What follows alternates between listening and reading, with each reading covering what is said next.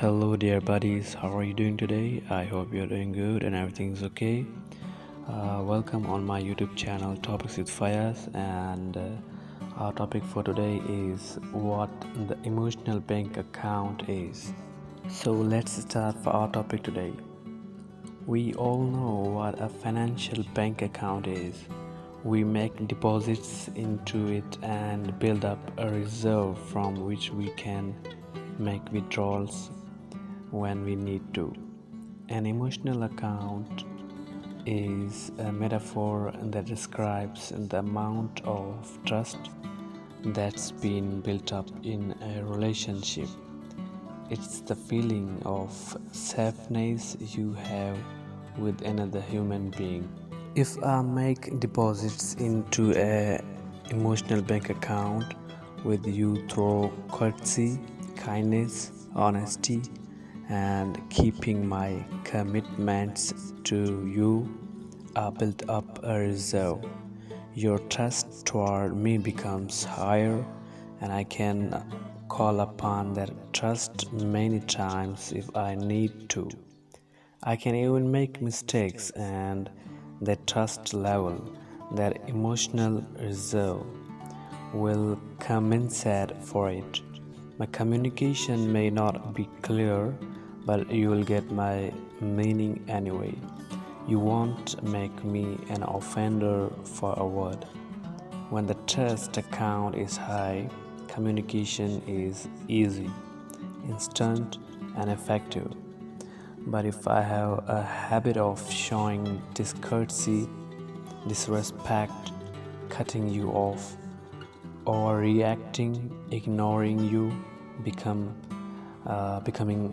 arbitrary, betraying your trust, threatening you, or playing little tin in your life, eventually my emotional bank account is overdrawn.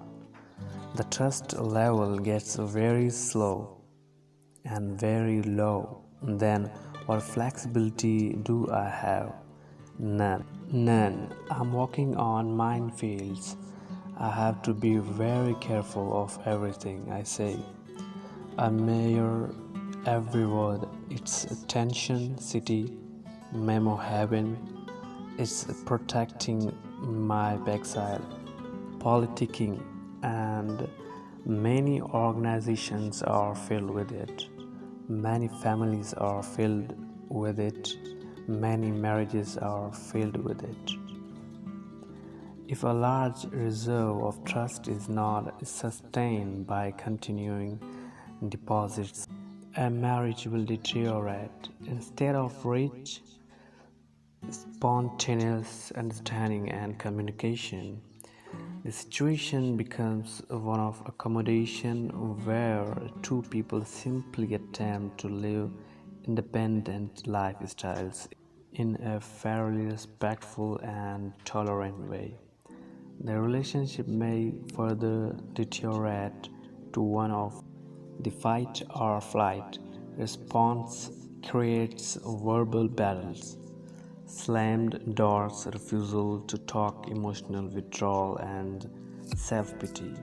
It may end up in cold war at home, sustained only by children, social pressure, or image protection, or it may end up in open warfare in the courts, where bitter ego destroying legal battles can be carried on for years as people endlessly confess the sins of a former spouse.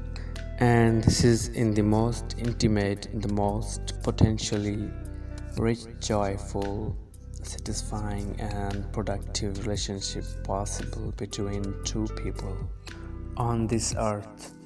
The PC lighthouse is there. We can either break ourselves against it or we can use it as guiding light. Our most constant relationships, like marriage, require our most constant deposits. With continuing expectations, all deposits evaporate. If you suddenly run out an old high school friend you haven't seen for years, You can pick up right where you left off because the earlier deposits are still there. But your accounts with the people you interact with on a regular basis require more constant investment. There are sometimes automatic withdrawals in your daily interactions or in their perception of you.